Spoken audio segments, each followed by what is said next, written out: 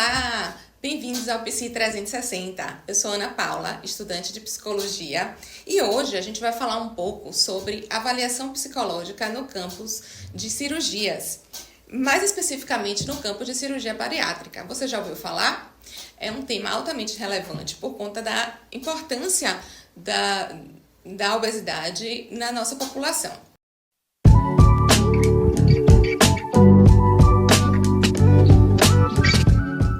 Hoje teremos o nosso convidado, o psicólogo Hélder Farias. Seja bem-vindo ao nosso canal. Hélder, para começar, eu gostaria que você se apresentasse e falasse um pouco sobre como despertou seu interesse na área da avaliação em cirurgias e aí o que motivou você a continuar nela. Tarde, Ana. Agradeço o convite em participar dessa atividade com vocês. Então, né, como é que surgiu esse desejo pela avaliação psicológica? Logo quando eu entrei na graduação em psicologia, eu tinha muita curiosidade em saber o que o psicólogo fazia, né? Que a gente demora um tempo até descobrir o que é ser psicólogo. No início do semestre, são matérias meio que desconexas, que não dá ideia de ser um psicólogo clínico. Na verdade, eu entrei na faculdade já querendo ser um psicólogo clínico. E eu comecei a perceber que a avaliação psicológica, o psicodiagnóstico, era o mais palpável do que eu entendia ali, do que era ser psicólogo. Então, já comecei a entrar um pouco nessa área, pegar matérias optativas na área de avaliação psicológica, e aí comecei a fazer parte da empresa júnior da faculdade na época, que tinha a ver com psicologia organizacional, mas ela tinha acesso ali já a ser o psicólogo e utilizar testes psicológicos também, né? Porque se utiliza escalas e testes na área organizacional. Então, com isso aí começou, o desejo era já experimentar a prática de um psicólogo e entendendo que o psicodiagnóstico podia ser uma via para isso. Com isso aí, já tinha um interesse também na área da saúde, que estava se aproximando desse interesse aí, quando eu fiz uma matéria que começou a estudar a questão da psicologia hospitalar, né? Eu tive na UFBA a matéria psicologia hospitalar, não era obrigatória, era optativa, e eu fiz a matéria. E com isso aí também eu comecei a ter uma paixão pela área da saúde. Eu pensava só em psicologia clínica, mas não associava tanto a psicologia clínica à área da saúde. Com isso, eu fui desenhando melhor o meu desejo, né? O que eu queria realmente. Concomitante a isso, surgiu uma seleção no Centro de Endocrinologia do Estado da Bahia, CEDEBA, que naquela época o governo liberou um mutirão de cirurgia bariátrica, né? Seriam 300 pacientes para cirurgia, e eles precisavam de estagiários para estar dando conta dessa avaliação junto aos psicólogos da instituição. Fiz a seleção, e aí o que contribuiu para isso é porque na época eu estava numa pesquisa, eu fazia essa pesquisa junto à clínica que eu trabalho hoje, inclusive, né? Ao Núcleo de Tratamento de Cirurgia para Obesidade, junto com a professora da época também, que era Sheila Vasconcelos. Eu estava fazendo uma pesquisa com relação ao uso do HTP em pacientes candidatos à cirurgia bariátrica, né, como uma ferramenta de uma avaliação pré-operatória. Aí, com isso aí, eu acredito que isso foi uma das coisas que contribuíram para que eu passasse naquele processo seletivo, né? Eu fui aprovado. E aí você imagina, né? Para mim foi um encantamento, porque eram muitos pacientes, contato com vários psicólogos, pensar protocolo de cirurgia, entender os testes, as escalas, saber realmente na prática ali o que era avaliar, como, né, o pré-operatório, o pós-operatório, o cuidado com esse paciente. Aí tinham grupos psicoeducativos, tinha uma série de atividades que aí eu falei assim, gente, é isso aqui que eu quero, que bacana. Eu tô sabendo agora o que é ser psicólogo. Então, meio que foi aquele encantamento com a área, começou ali. E aí, já entendendo a interface do psicodiagnóstico, da avaliação psicológica com a área da saúde, né? Da cirurgia bariátrica e da ideia de equipe multidisciplinar, né? Da interface entre saúde e psicologia, o discurso médico, o discurso psicológico, de como pode ter um diálogo bacana, de como a gente pode contribuir com esse saber, né? No sentido de favorecer ainda mais tanto a adesão do paciente ao tratamento, quanto o paciente bem preparado para um procedimento que é um procedimento médico, né? Mas que a gente entende que tem uma perspectiva emocional muito grande implicada ali. E a gente tem muito o que fazer para isso. E aí, depois, com esse encantamento, eu fiquei um ano de estágio como bolsista, né? Eu tive uma bolsa do programa do SUS. Aí eu gostei tanto que eu consegui fazer mais um ano de estágio curricular, porque eu estava já no último ano da faculdade, e aí foi foi o momento que eu comecei a atender especificamente tanto pacientes bariátricos, mas também pacientes adolescentes do ambulatório infanto-juvenil, que eu atendi pacientes bulímicas e anoréxicas dentro do serviço deles, que aí já começou a desenhar mais ainda meu interesse por essa área dos transtornos alimentares, que tinha tudo a ver também com a questão da cirurgia bariátrica. Quando terminou o estágio, e aí já tinha muito bem pensado o que eu queria, e aí eu me candidatei a uma vaga de residência multiprofissional no Hospital das Clínicas, né, no UPS, porque eu já sabia que ter uma formação, né, não é que é obrigatório, mas ter uma formação em psicologia hospitalar seria algo importante para me aprofundar naquela área, né, me tornar um especialista e entender que eu teria, né, mais oportunidades ali. Aí fiz a seleção, passei, e aí, para quem não sabe, um programa de residência, ele oferece uma bolsa para você, né? Você estuda, são 2 anos, 60 horas semanais, sendo que são 20 horas de estudo e 40 de prática clínica. E aí você ganha uma bolsa do governo, então praticamente é um trabalho junto com o estudo, né? Uma experiência muito bacana. E aí fiz a residência, e a residência não tinha enfoque nessa questão da cirurgia bariátrica, mas lá dentro eu tive a liberdade de buscar os ambulatórios dentro do UPS que tratavam dessas temáticas. O ambulatório de transtornos alimentares, o ambulatório né, que tinha já ali um programa de cirurgia bariátrica pelo SUS também, mas eu passei pela dermatologia, pela infectologia, outras clínicas também que tinha muito a ver com a questão da avaliação psicológica também, para alguns procedimentos e também para a questão de adesão ao tratamento. E é assim que eu saí da residência, aconteceu o que eu imaginava, né? O que eu ansiava tanto, que era conseguir entrar no mercado de trabalho. Aí, logo em seguida, eu entrei nessa clínica que trabalho até hoje, que foi onde eu fiz a pesquisa, né? E depois eu acabei entrando na área hospitalar também. Trabalhei por 12 anos em hospitais, passei pelo Hospital Ana Nélia, só cardiopulmonar, trabalhando com a área tanto de nefrologia como cardiologia, e sempre paralelo também à cirurgia bariátrica. Então, eu acabei experimentando a avaliação psicológica também nesse contexto de cirurgia cardíaca, por exemplo, né, para transplante também. Então, foi uma experiência muito vasta para constituir a minha prática clínica. Ah, que ótimo. Interessante, né? É que você já começou a traçar desde da época da faculdade mesmo e pôde ir se direcionando para aquilo que lhe motivou, né? E em relação a essa questão do psicólogo, da psicologia hospitalar, a gente eu já tinha lido que a Sociedade Brasileira de Cirurgia Metabólica, ela hoje em dia, para que o psicólogo ele trabalhe em avaliação, ele pede que o psicólogo tenha ou formação clínica ou hospitalar, correto? Isso, a Sociedade Brasileira determina, né? Isso sugere que tenha ou uma especialização em psicologia hospitalar ou clínica. Se tiver as duas, melhor ainda, porque você já vem já bem treinado com relação a esse discurso, né? Aí, em relação à avaliação, né? Você com essa ampla experiência, o que você pode trazer para a gente sobre o impacto dessa avaliação, tanto no período da cirurgia mesmo, nessa preparação para a cirurgia, quanto no pós-operatório? O que eu percebo?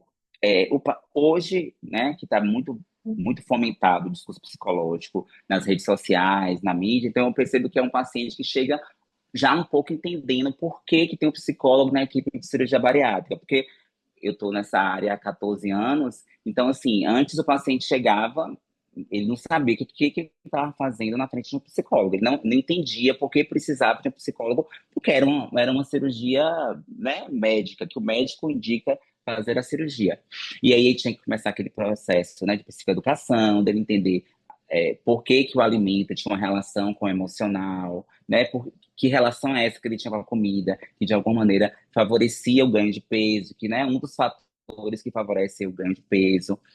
Então, o paciente chegava totalmente afinado com o discurso médico de que ele iria fazer uma cirurgia para ele emagrecer e que ele não tinha que se implicar muito nisso, né?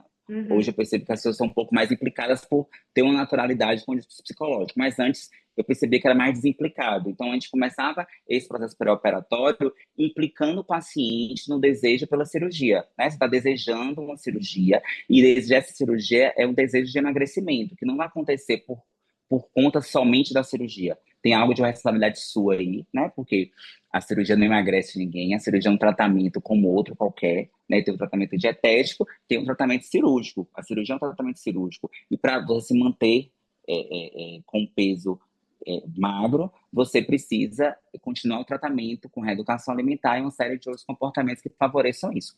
Então, nesse processo pré-operatório, primeiro, desenvolver a questão da psicoeducação. Que tem a ver o psicólogo nesse processo? Não dá para você se colar na figura de um avaliador, isso é importante, porque eu percebo que às vezes isso deixa o paciente muito temeroso, você acaba sendo uma ameaça para o paciente, porque é alguém que vai me dar um relatório, é alguém que vai me autorizar alguma coisa. A gente precisa entender, enquanto psicólogo, até para tirar um tanto dessa responsabilização sobre isso. Você não vai definir a vida de ninguém, né? Você não vai resolver a vida de ninguém. Primeiro, a cirurgia é uma indicação médica, você faz parte da equipe como um coadjuvante no processo, porque quem é protagonista é o paciente, né? Como coadjuvante, você vai avaliar ali o que daquela estrutura de personalidade, o que daquele funcionamento com a vida dele, com o sintoma dele com relação ao comer demais, que tanto favorece para ele ir para a cirurgia, como desfavorece, né? E a partir disso aí, entender dentro dos critérios de contraindicação o que é possível ou não. A partir com isso aí, traçar um plano no pós-operatório, né? Uma vez que você fala que o paciente está apto para a cirurgia, traçar um plano pós-operatório para que você desenvolva algumas habilidades ali naquele pós-operatório junto com o processo cirúrgico. Porém, tem situações que não dá para ser assim. Você precisa fazer isso no pré-operatório. Você vai falar para o paciente, ó, vamos pensar em um tempo maior de preparação. Sempre trabalha com essa lógica de preparação, não só de avaliação. Vamos pensar num tempo maior de preparação, porque tem questões aqui que podem trazer uma série de repercussões no pós-operatório, né? Tem aqui uma compulsão alimentar grave, que mobiliza toda a sua relação com a comida, e uma questão muito grande com a impulsividade, um transtorno de ansiedade que não foi visto em nenhum momento, que lá na frente pode trazer sérias consequências. Criar esse vínculo com o paciente, porque não adianta você falar assim, você não está pronto para a cirurgia. Você vai só afastar o paciente de você, você vai criar um certo desconforto na equipe também, porque a equipe a gente tem que partir do pressuposto que a equipe quer operar, né? Eles ganham dinheiro com cirurgia, e eles entendem que se resolve o problema com cirurgia. Tudo bem que eu percebo que atualmente os cirurgiões eles estão cada vez mais afinados com o discurso psicológico com relação a essa questão da cirurgia bariátrica, né? Mas eles acham que operar é a resolução das coisas. O que aconteceu? Principalmente, como a cirurgia bariátrica ela tem um tempo já que ela existe, né? O que já mais de 20 anos já. Então, já se tem aquela questão longitudinal dos efeitos da cirurgia. Então, ele sabe que tem recidiva de peso, ele sabe que a cirurgia não garante nada, que o paciente pode voltar a engordar. Então, isso favoreceu uma valorização da equipe multidisciplinar. Eu percebo isso. Eles entendem que não está tudo nas mãos dele, que tem algo aí que tem a ver com essa equipe que se movimenta para cuidar desse paciente. Então, eu percebo que hoje está muito mais favorável o campo nessa perspectiva de atuação para a gente, que antes tinha aquela questão, o psicólogo vai bloquear a cirurgia, o cirurgião não vai gostar do psicólogo, porque ou você libera todos os... Tinha essas questões no meio, né? Mas hoje eu percebo que há esse entendimento que não é dessa maneira. Assim como o psicólogo não pode achar que ele é o que define a vida do paciente. Pronto, vamos esperar mais um pouquinho, 3 meses, 6 meses, fazer uma reavaliação para ver se é o momento, né? Mas não você fechar as portas para esse paciente. Claro que tem algumas contraindicações que envolvem outros atores nesse processo, né? Você vai ter que buscar muito mais a família, às vezes vai precisar fazer uma avaliação psiquiátrica e junto com esse psiquiatra definir um plano terapêutico para esse paciente, né? Mas assim, tanto para o pré-operatório quanto para o pós-operatório, entender que você está ali como coadjuvante no trabalho com o paciente, você não vai definir. E que a autorização sobre essa cirurgia é do paciente também. Saber se esse desejo é dele, ou é um desejo da família, é um desejo que a cultura quer que eu seja magro, ou é um desejo do médico que orientou ele a fazer a cirurgia porque acha que ele vai ter uma maior qualidade de vida. Independente que tenha todas essas indicações aí, o paciente tem que ter esse desejo, porque afinal é o corpo dele. E isso é que vai definir, inclusive, a relação que ele vai fazer com essa cirurgia. Ótimo. Aí você já até entrou um pouquinho na pergunta que eu vou fazer, que é o seguinte, sobre a equipe, né, multidisciplinar. da importância do psicólogo trabalhar numa equipe que tenha esses feedbacks, né? Que tenha essa retroalimentação. Você podia falar só um pouquinho como é que funciona assim a equipe pra gente? Então, a equipe que eu faço parte tem nutricionista, tem psicólogo, né? Tem fonoaudiólogo, que é um profissional muito importante, tem fisioterapeuta, que é importantíssimo também, tem educador físico, endocrinologista e os cirurgiões. Tem equipes que tem odontólogo, cada vez mais tá aumentando aí o número de profissionais envolvidos nesse trabalho. Então, o diferencial é o quê? É o diálogo, são as discussões multidisciplinares, é entender que um saber complementa o outro, né? Que não vai ter um saber ali que vai preconizar o entendimento sobre aquele paciente, cada um vai trazer a sua contribuição, e eu acho que a contribuição da psicologia é muito importante. Porque, primeiro, tem coisas que ele vai falar somente com o psicólogo, né? Tem coisas também que você vai conseguir trazer, a partir da sua avaliação, uma narrativa sobre aquele paciente, levando em consideração a dinâmica psíquica, que vai ajudar, inclusive, o manejo dos outros profissionais com aquele paciente, né? Porque, às vezes, o outro profissional, não é detentor do saber psicológico, né? Então, você vai somar algo para a prática dele que é fantástico, que com o tempo ele vai ficando cada vez mais hábil, inclusive, em fazer vínculo com o paciente, né? De entender, por exemplo, que quando o paciente volta a ganhar peso, que isso não é algo para ele, não é para o profissional, dizendo assim, você é incompetente porque você não está contribuindo que eu mantenha o meu peso. Tem algo aí do paciente, tem que se respeitar isso aí, para entender até o que que não tá, o que que não deu certo, qual é a dificuldade, que às vezes que bom que essa lógica da saúde tem mudado, né? Que antes era uma relação muito assimétrica, Isso. né? O médico, o paciente, né? O profissional de saúde, o paciente, e agora a gente está entendendo que não. O saber está muito mais do lado do paciente do que muitas vezes da gente. Só ele sabe dizer o que, que não deu certo ali. Só que para ele conseguir dizer isso, você tem que saber fazer uma boa escuta, você tem que saber fazer um bom acolhimento, você tem que saber fazer um bom vínculo. E eu percebo que cada vez mais isso está sendo fomentado, porque inclusive com a concorrência que está o mercado de saúde hoje, né? Então, todo mundo quer fazer um bom vínculo com o paciente, porque todo mundo quer estar fazendo parte desse mercado também. Joia. Aí você falou também sobre a questão, né, do tempo, né, que tem pacientes que às vezes demanda que aumente esse tempo de acompanhamento prévio antes da gente finalizar, né, esse laudo, essa avaliação, esse vínculo inicial. Mas existe assim alguma regra, entre aspas, né, bem, em relação à quantidade mínima de sessões ou de tempo necessário de acompanhamento prévio? E também falar um pouco sobre, em relação às técnicas, né? Você falou sobre a psicoeducação, como é importante a psicoeducação. E, para além disso, quais seriam outros exemplos que você poderia trazer para a gente, que você usa na sua prática clínica mesmo, assim, de avaliação? Então, Ana, os psicólogos que trabalham com a avaliação para cirurgia bariátrica, nos congressos, buscou definir um número de sessões, né? Nos congressos da Sociedade Brasileira de Cirurgia Bariátrica e Metabólica, tem momentos que a equipe multidisciplinar se reúne para definir protocolos. E aí sempre tem essas reuniões. E nunca se chega num consenso, né? Teve algum momento que falou-se no número, sei lá, 5 consultas, mas aí nunca se chega no consenso, porque a gente sabe que esse número é dinâmico também, entendeu? Que vai de cada profissional, vai dos instrumentos que aquele profissional utiliza. Mas o que eu posso dizer da minha prática? Primeiro que você tem que pensar que a gente sabe que uma boa avaliação é uma avaliação que você consegue ver aquele paciente em contextos diferentes.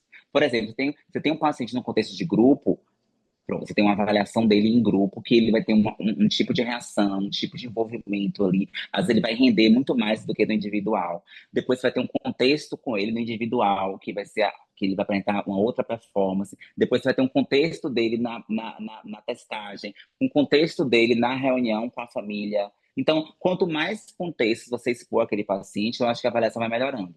Por isso que meu encontro com esse paciente começa desde a reunião multidisciplinar, que é online, que tá todo mundo lá para ouvir um pouco de cada profissional.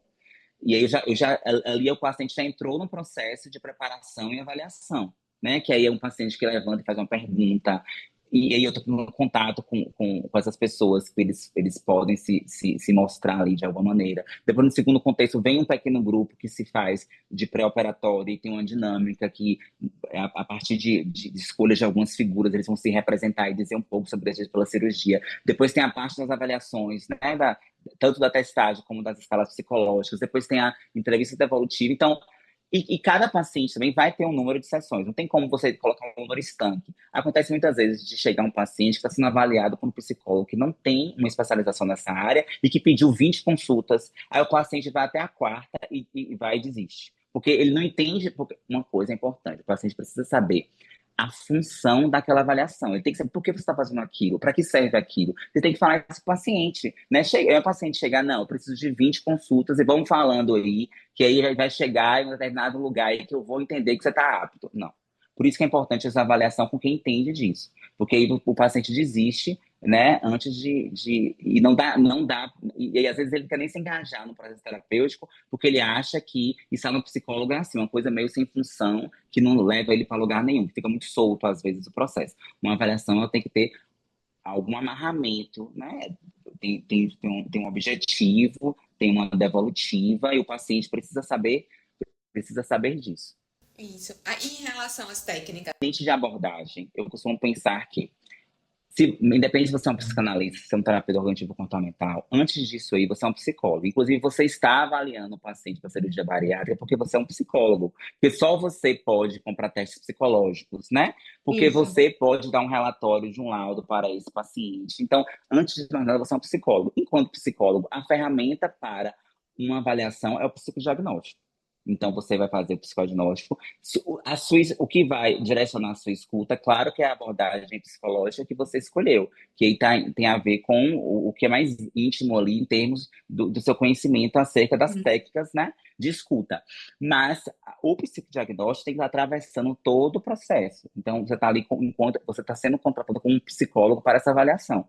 Se você vai usar teste, se você vai usar escala, se você vai querer entrevista com a família ou não, aí é uma questão sua que você vai definir quanto protocolo para aquela avaliação. Mas a gente sabe, por exemplo, que para um psicodiagnóstico inclui coisas importantes, principalmente nessa área médica, né, nessa interface da psicologia com a medicina, que a psicologia hospitalar cuida disso muito bem, que é a questão dos grupos psicoeducativos, né, dessa abordagem psicoeducativa para entender o procedimento que ele está fazendo e as interfaces psicológicas naquela situação.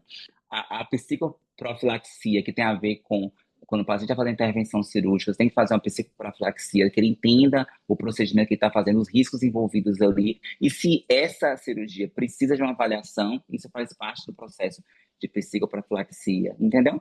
Uhum. Então, eu tenho eu sou da psicanálise, né? Eu estudo psicanálise há bastante tempo. No meu consultório particular, eu trabalho com essa abordagem, porém, na avaliação psicológica, eu sou psicólogo e trabalho com psicodiagnóstico, utilizo escalas, utilizo testes e faço laudo. Então, enfim, tem que separar essas coisas aí, porque a gente sabe que a gente está falando de um procedimento que é do psicólogo, e que tem início, meio e fim e objetivo, sabe? Sei.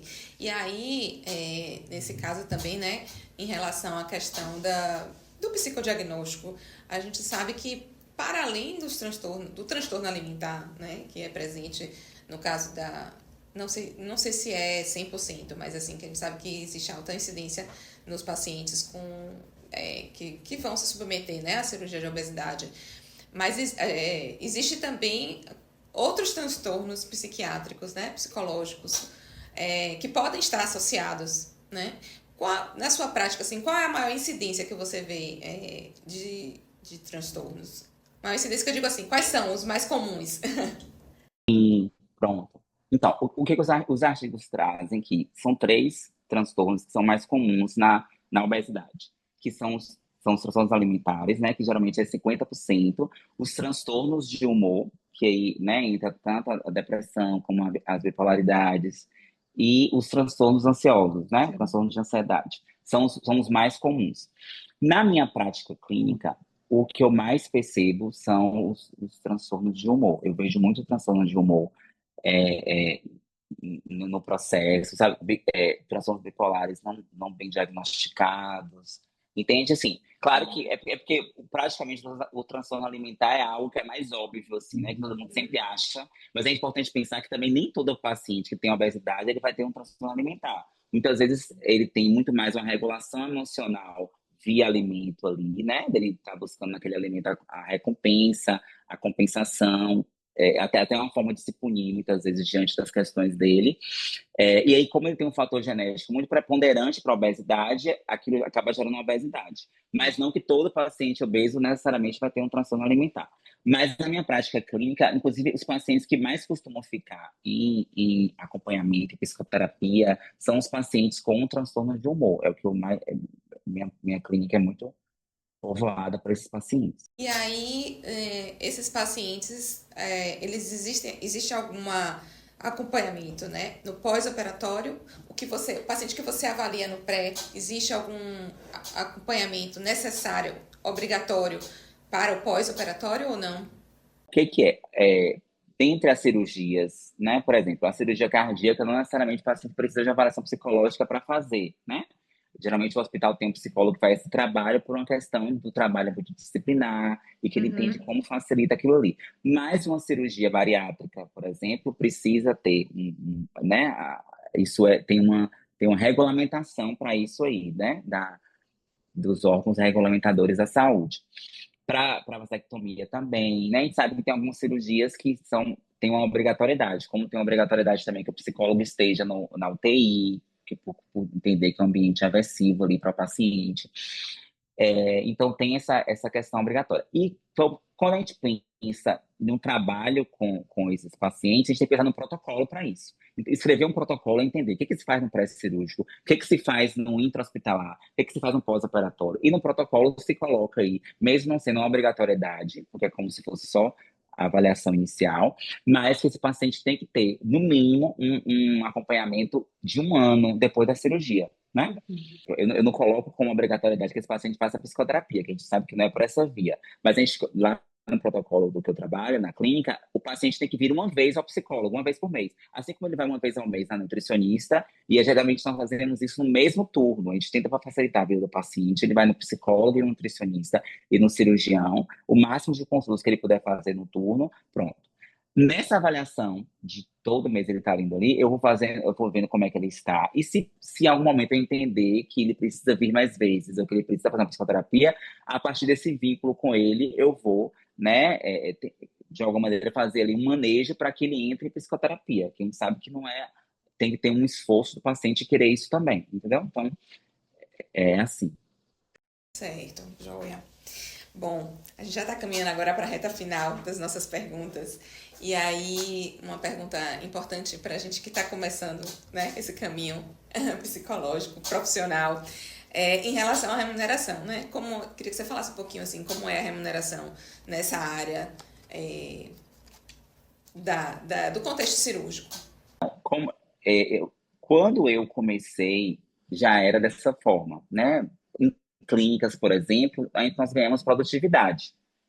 Você ganha o que você produz. Por exemplo, se você trabalha em uma clínica que tem um enfoque de cirurgia bariátrica, é a clínica que eu trabalho. Então, eu ganho o que eu produzo ali, seja consulta por plano de saúde, seja consulta particular, e no hospital, porque muitas vezes tem psicólogos que trabalham com isso dentro do hospital, porque tem uma equipe que trabalha ali. No hospital, geralmente, é o piso, né, que não tem piso, né? Mas, por exemplo, um psicólogo hospitalar teve uma queda de salário. Por exemplo, há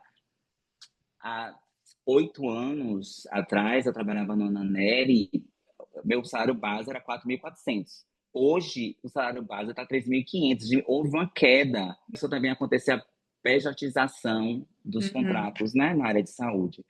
É, por exemplo, hoje vai nos hospitais, eles estão com vínculo PJ. E eu sei que o salário está 5.200, entendendo aí que você tem uma perda de 18% a 30 horas semanais. Pelo menos são as pessoas com isso que trabalham na área hospitalar ainda, é mais ou menos esse salário.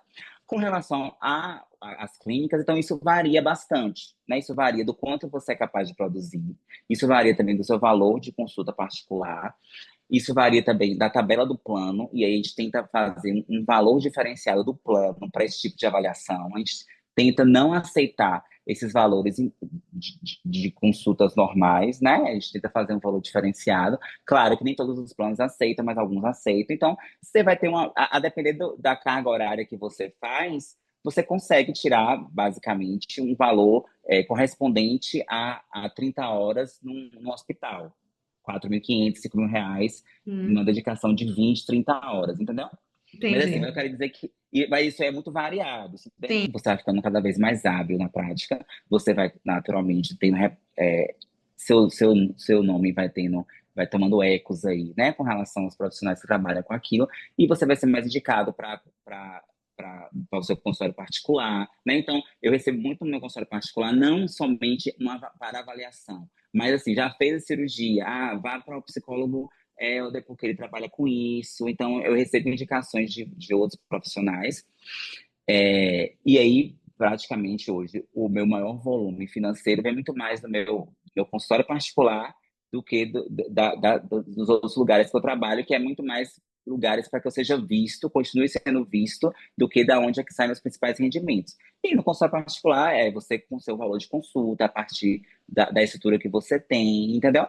Mas aí, Uhum. com o tempo, é você fazendo o seu nome e mostrando também a qualidade do seu trabalho e a importância do seu trabalho dentro de procedimentos médicos, né? A sua cirurgia. Eu atualmente estou trabalhando também com cirurgia plástica. Eu estou fazendo parte de uma clínica que o cirurgião entendeu que seria importante ter uma avaliação pré-operatória para cirurgia plástica. E são cirurgias particulares, não são cirurgias, né? E aí, porque ele percebia que tinha algo ali que acontecia, que seria importante o psicólogo ver, porque às vezes a paciente queria uma coisa, ele não entendia o que a paciente queria, como se para ele era tão óbvio localizar o que é colocar uma prótese de 300 milímetros, né? O que era fazer. Não, mas tem algo aí que eu não estou conseguindo saber o que estão querendo. Ou então muita insatisfação. E daí, aí hoje eu faço a avaliação pré-operatória para cirurgia plástica também, né? Que é também um processo de preparação ali, desse Muito. entendimento. E muitas vezes se abre demandas para o consultório particular também. Esse convite veio por conta do meu trabalho com cirurgia bariátrica, porque, enfim, os bariátricos depois fazem cirurgia plástica, né? De Uhum. corpo, trabalhar com imagem, e cirurgia bariátrica basicamente é isso, tem tudo a ver com cirurgia plástica e tudo a ver com o nosso momento contemporâneo, né? Que tudo é imagem. Exato. Eu acho que esse é o caminho mesmo, né? A gente cada vez mais mostrar a importância da psicologia na vida e na qualidade de vida das pessoas e nas decisões, né? Então, como você falou, muitas vezes um processo cirúrgico para o médico é uma coisa muito simples, muito clara, mas para o paciente não é. Então, a gente fazendo essa interface, né, faz com que o paciente ele possa entender melhor o processo e se preparar melhor para isso, né? Com certeza, os resultados vão ser melhor tanto para o médico quanto para o paciente, né? Então, a ideia é essa. E a gente vê assim que tem ganhado espaço, né? A bariátrica eu acho que já está bem consolidada, né? Como você falou, essa questão da, da avaliação psicológica, mas outras cirurgias ainda tem espaço para a gente poder ir ganhando também, né? E mostrando a importância da avaliação psicológica em outros espaços de cirurgia, né? Então, muito obrigada, Helder, pela sua presença, pelas suas informações, foram assim riquíssimas. Com certeza vai ajudar bastante a todos os estudantes, futuros profissionais e familiares e pessoas que vão estar nos assistindo, né, nesse canal. Esse canal é para trazer informação mesmo. E gostaria de agradecer em nome da Unifax e em nome da nossa equipe. E é isso. Obrigada. Bom, gente. Contribuído aí. Fica à vontade, desculpa. Não, né? E vamos nos motivar para cada vez mais estarmos preparados para esse mercado. É isso, com certeza. Bom, esse foi o nosso episódio de hoje. Eu espero que vocês tenham gostado. Continuem assistindo os próximos vídeos do canal. Inscreve, dá o like e a gente aguardem os próximos.